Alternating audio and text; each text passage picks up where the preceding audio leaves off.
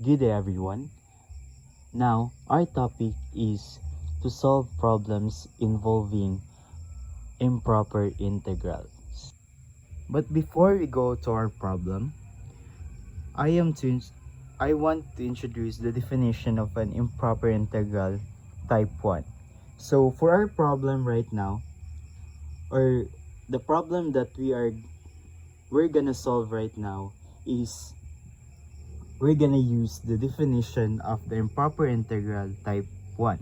So in a function a to positive infinite, the function as a to positive infinite is equals to limit of the integral f of x dx a to t, which is the t is approaches to positive infinity.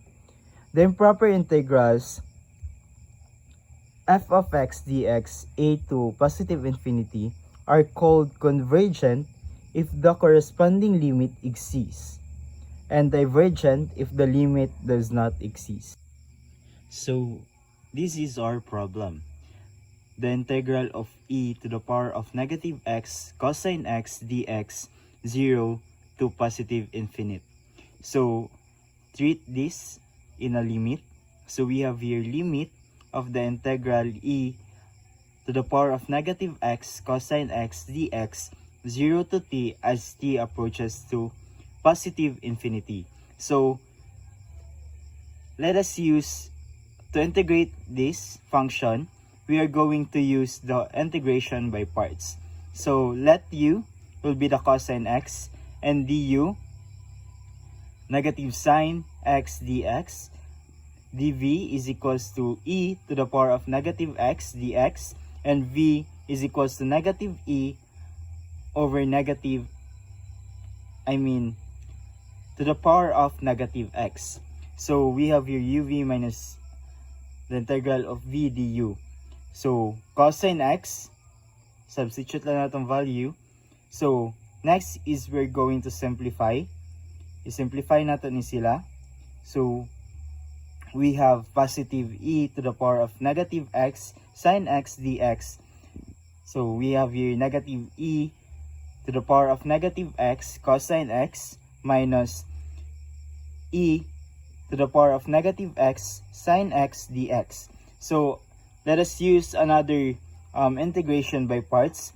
So let u is equals to sine x, and du cosine x dx, and dv, which is the e to the power of negative x dx, v is equals to negative e to the power of negative x. So we have here sine x times negative e to the power of negative x minus the integral of negative e to the power of negative x times cosine x dx. So simplify rin nato. So we have here this. And so we have negative e minus x ay negative e to the power of negative x sine x plus the integral of e to the power of negative x cosine x dx. So ano lang nato iyang sign, negative times negative, so we have positive. So i-collab or from the first equation or katong pinakauna na to nga integration, which is this, isulat na nato siya, and then the integration of the second part. So we have here negative e to the power of negative x cosine x plus the second integration. So we have here negative e to the power of negative x sine x plus the integral of e to the power of negative x cosine x dx. So here we are going to simplify. I-simplify na to. So we have here negative e power of negative x times cosine x plus sine x plus the integral of e to the power of negative x cosine x dx. So ibalhin na nato siya dali. So we have here 2 the integral of e to the power of negative x cosine x dx is equals to e to the power of negative x times cosine x plus sine x. So, para mawala si 2, divide na to both side by 2. So, we have here the integral of e to the power of negative x cosine x dx is equals to 1/2 e to the power of negative x cosine x plus sine x. So, since nakuha naman nato ang integral, we are going to kung asa man siya bounded.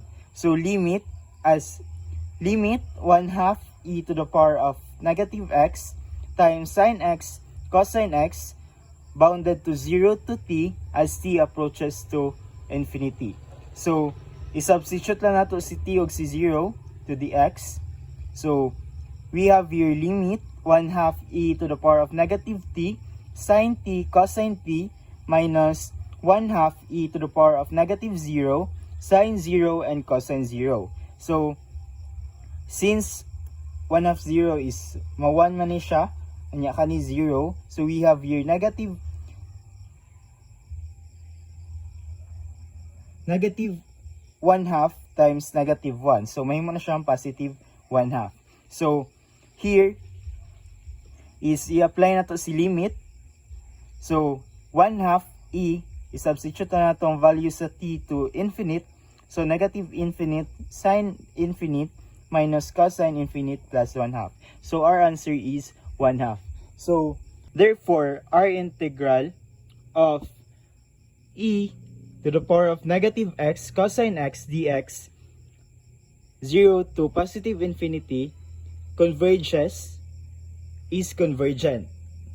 So, ang value niya is 1/2.